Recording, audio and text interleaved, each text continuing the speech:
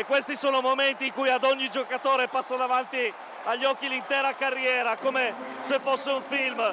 Questi sono momenti in cui ti ricordi di ogni tiro segnato, di ogni errore, di ogni fatica, di una stagione sull'ottovolante finita in gloria. Momenti in cui i ragazzi diventano campioni, momenti in cui i 6.000 del Palatrieste vedono la terra promessa. Trieste torna in A1! Trieste ha vinto 83-72 contro Cantù e di nuovo Serie A1. A un anno dalla retrocessione, a un anno da quel momento così difficile, questo abbraccio a centrocampo sigilla una stagione incredibile. Magnifico, magnifico per noi, per questa gente, per questa maglia. Meritiamo di godere. A chi vuoi dedicare questa vittoria? A tutti noi, al nostro gruppo, alla nostra squadra, a chi ci è stato vicino nei momenti difficili.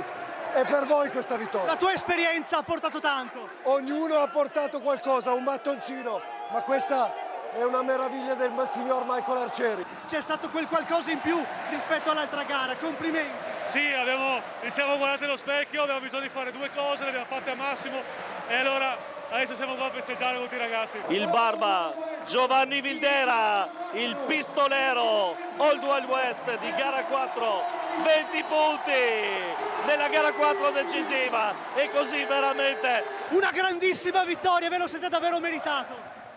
Non so cosa dire, con tutta la merda che ci siamo presi tutto l'anno, dopo una gara 3 di merda, davanti a questo pubblico incredibile. Hai fatto tantissimi punti oggi, avete riscattato anche la precedente partita.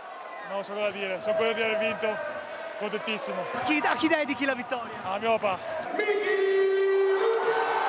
Michele Ruzier, l'MVP della finale, il triestino, il playmaker, l'anima di questa squadra, MVP di queste finali promozione, da un triestino a un triestino, da Fedriga a Ruzier, l'MVP di queste finali, il suo marchio su questa serie, Michele Ruzier, pugno alzato verso i tifosi, una dedica alla città e alla squadra. Presidente, una grandissima soddisfazione, Trieste vola davvero. Sì, ma poi devo dire che si è fermata una squadra, non è stata una casualità.